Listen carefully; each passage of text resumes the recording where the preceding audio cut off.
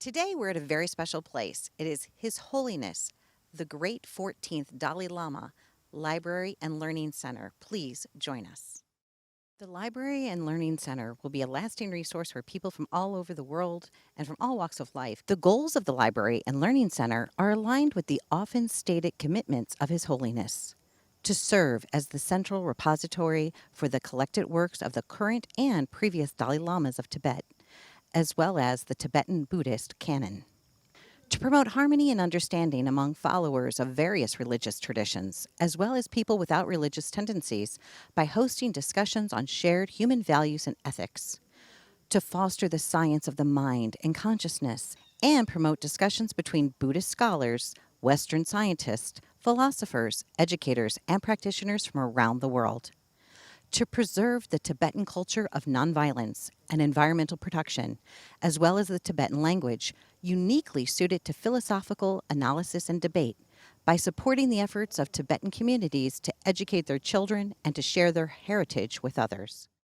September 21st, the United Nations will be worshiping their Day of Peace.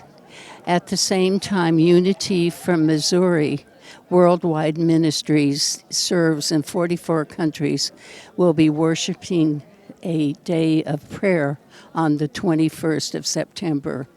We have sent letters in the last few days from my office to Congress, to the Senate, to the Supreme Court, to our president, and telling him that not only are we creating and joining one day of peace, but that's the day we kick off to stop what's going on in the world. And that's why I'm involved here, because the hall upstairs will be the hall of peacemakers, past and present, and we will be doing lectures and workshops. And this is His Holiness's stepping stone in North America to follow his path towards enlightenment for all beings. And there's a lot of stories. Some of it will be in my speech today. Lovely. And we're looking so forward to that, Diane. Thank you so much for the invitation, for us to be part of this special day with our friend Mario and Francine and everyone that's involved here today. Happiness to you and a very peaceful, wonderful journey from this day forward. Thank you. It's going to be a blessed and wonderful day today. You're saying the words that are in my heart. Well, when I first heard about this project, I just saw photographs, and I never realized it would be this beautiful or this large. So I'm glad it's come to such a beautiful conclusion, though I think it will continue to grow, and more people will come and see this magnificent building and who it's dedicated to. As a young person, who taught you how to be philanthropic, or what was the moment of enlightening for you that made you want to be in service to others?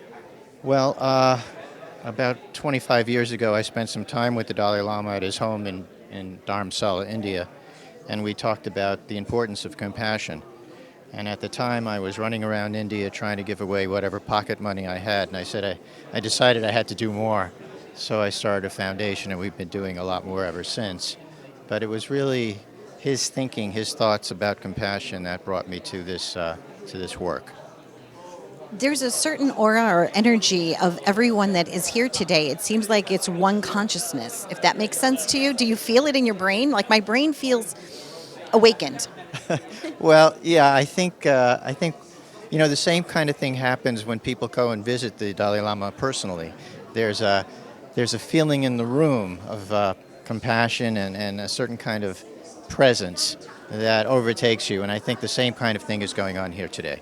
I would have to agree. What is the main purpose of this library and cultural center?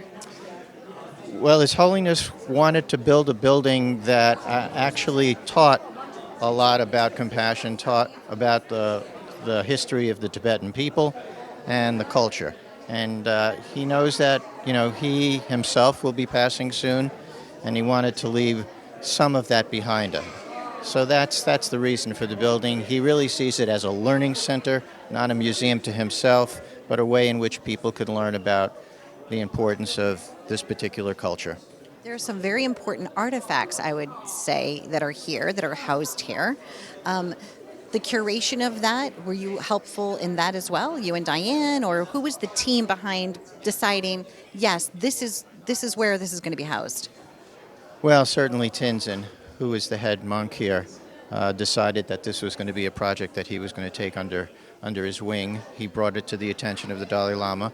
The Dalai Lama trusts him very much, and the Dalai Lama was one of the first funders of the project. And so, with that, and of course, some some marching orders from the boss, Tinzin ran with this project and has been working very, very hard ever since.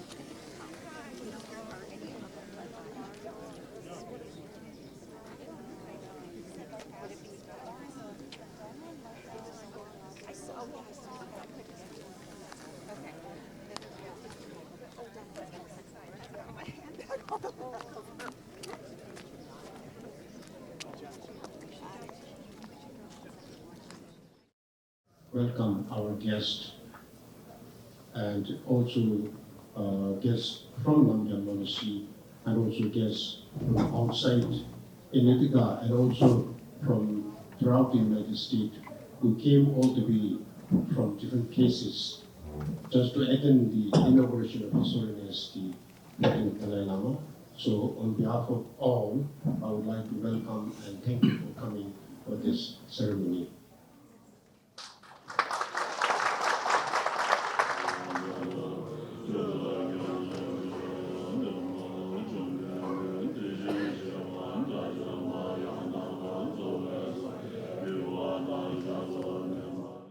We just had a beautiful opening ceremony. Tell us about the beginning of this at the monastery, why they decided to build the library and the learning center. Oh yes, that's like year 2014. I took English classes in the local Ithaca area. So one day I visited one of the library, and I saw His Holiness Dalai Lama's book collections there. I was so happy. So after a few months later, I visit again, and they're closed. The library was closed? The library is closed. Okay. So then that time I thought, how nice if we have His Holiness Dalai Lama's own library. So that's how this idea came. It started with just a few books. Yes. Fantastic. So you decided there should be a library, and then this idea was born. Yes. What were some of the steps that you took to make this a reality? Oh yeah, it's actually I have no modern education. I just believe me, His Holiness Dalai Lama, and I see, greatness of His Holiness Dalai Lama's teachings and works. So I thought it's really, really important to preserve his teachings and advices, and we educate young generations. So that's why we work so hard on this project, and then finally it's in here. And it's an interfaith. It's not just for Buddhists. People from all faiths, all walks of life are welcomed here to learn about compassion and dignity and just being a good person. Oh yes, that's the one of His Holiness Dalai Lama's one of the main commitments, religious harmony. So we think it's so important to invite different, all religious leaders. All religions are fundamental or basically the same message. So we bring together and we exchange our knowledge and background, and we exchange our educations, views, methods, so that we can, through that way, we can provide well-being or a better world, better community. 자자가 그런 게 자샤나 저기 낭션 제셔야디 유디 낭버지고 네 지금에 칠 상로 약게 동야 고라 토나영에 에너지 니리신도 sem도 시디 영야로 된제기다 등의 영어서做미기체 도스리 내디 낭수 비기보다 된제기 누시게매 꼭 간다 미 남주디 지금 누버도 숙처도 하지기 된제지 저상도 그게 자상한데 지게도 디디 I believe that mindfulness also relates to peacefulness. And so his idea is if we could all be peaceful, that would end war. Yes, the mindfulness is one of the most important thing because we always exercise, physical exercise for well-being of our physical body, but we rarely practice of exercise of mind. So at the mindfulness is a training of mind, how we control ourselves, how we lead our mind in the proper way. So that's the really important one. So we are partnering with the monastery through our philosophy and religion department. We were here for the groundbreaking. We have a mandala that we did on campus last year. We're going to do it again this year. This is a part of our commitment to diversity, equity, inclusion, and belonging.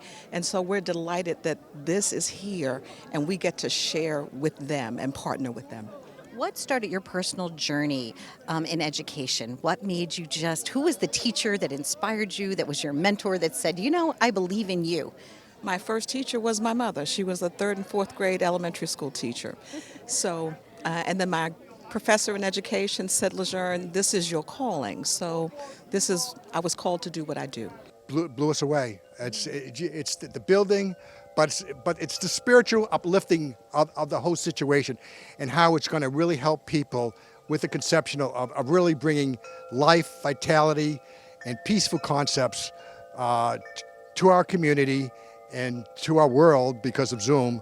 And I feel very honored and humbled to be a part of that. The meditation center is quite amazing. Today, you had all the chairs there, but when there is not a conference going on, the monks have purchased meditation cushions, and there's going to be a lot of meditation sessions that'll be going there. And the books are quite amazing. Actually, they're very multicultural. They have information on Buddhism in Japan, Chinese, French, Arabic, everything. I learned a lot today just from, listening and learning and having conversations like this one today. And a lot of times we all run our lives so raggedly. And it's nice to just kind of take a moment to emptiness, in emptiness, to let it be filled up with something peaceful. Yes, I agree. I think what was really the big takeaway from today's message from His Holiness and Diane's also is that the whole idea of Buddhism, the whole idea of the facility is that it is something that is beyond the Buddhist religion, and that he has, as Diane explained it to me, he's really gone on a mission to say that there is the religious aspect of Buddhism, and there's also the scientific, and then there's the philosophy.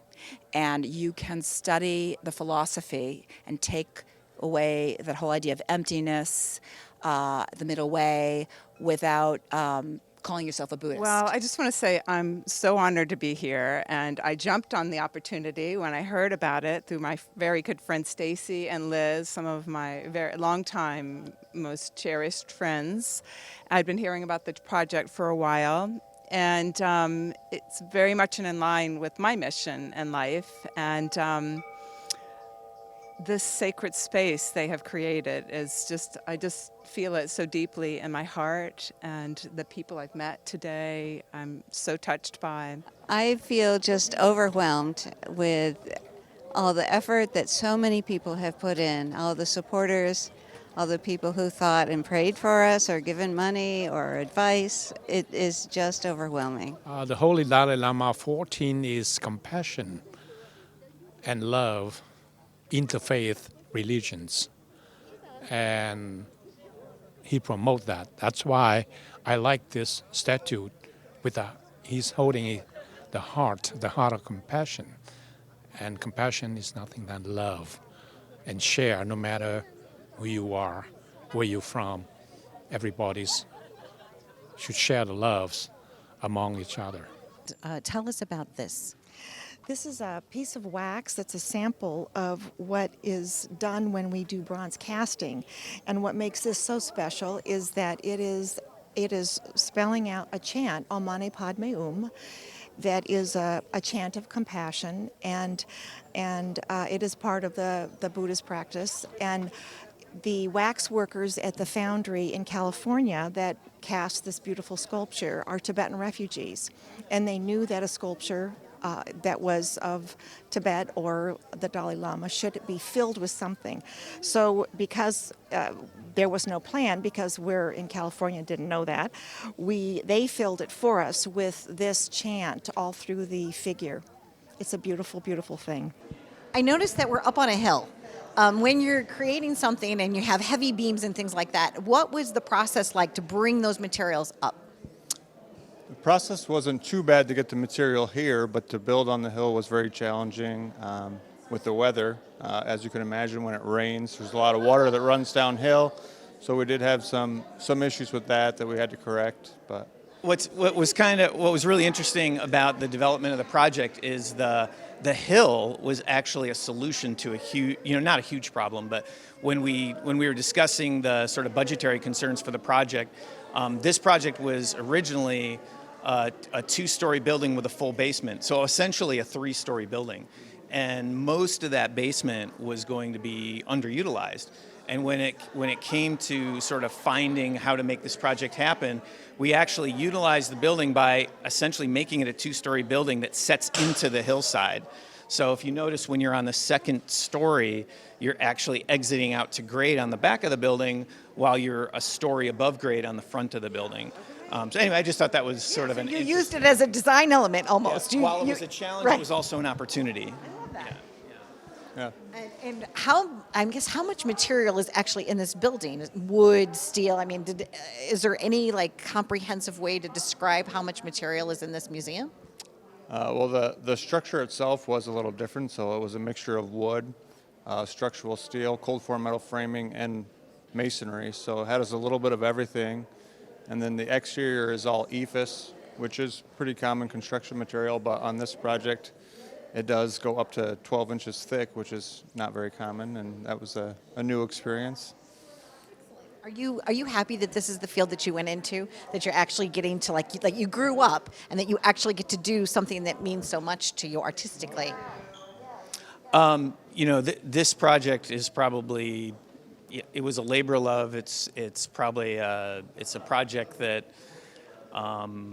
in my career I may never have an opportunity to work on a project as important as this one in my life. So we've been working with Venerable Chosang and Nawang since 2016, and there were times that we thought it wasn't going to become a reality, and so to see it happen now it's overwhelming. It's and just to see the good that it's going to do for the community, and I think how well it represents the ideals and sort of tenets of the Dalai Lama's philosophies.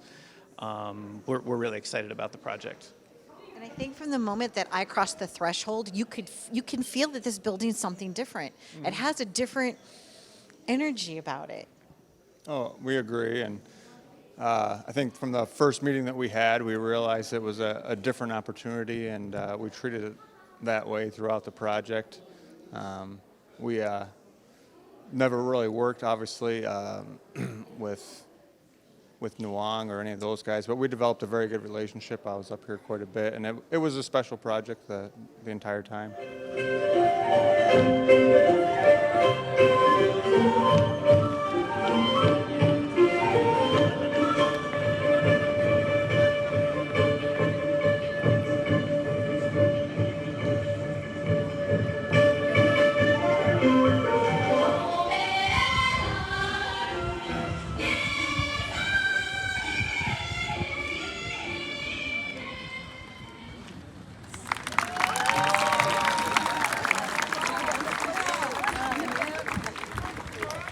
I would like to give a special thanks to Mario Chiodo.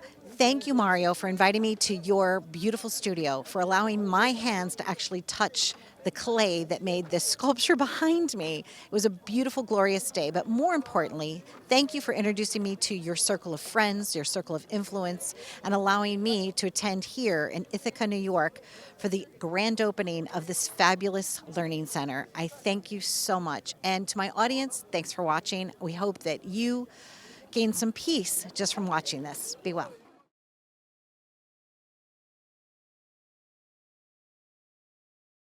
So this is very early right now. So I do a frame underneath to kind of figure out where they're going. This is less developed. This is I'm starting to lay the clay in place where I look at my own hands a lot of the times, or I'll look at his hands to figure out where it's all going. And I build it up approximate. It's very rough right now. You can see this thumb coming around. This has not, again, been developed at all yet. It's just some clay laid in there. So it goes through this process where it happens. You can kind of see, all of a sudden, you see a thumb starting to emerge in there. And I'm using my fingers. I don't even use a tool at this stage. And I just come across here, and I make sure it's all anatomically correct. Now, this is very pliable, Mario. So at what point, after you sculpt, do you glaze it? How does this become permanent? We make a mold of this. Okay. A rubber mold and then a hard shell over that to hold it together, and we break it up in pieces. It's like a big three-dimensional negative puzzle. And in the mold is where we cast the wax. And the wax is where we cast the bronze. So this is going to be bronze when it's finished. It's probably going to be about 5,000 or 6,000. From his toe to his head is a little over 9 feet, but we're also going to create a sculpted base. And that base will be about 4.5 feet high.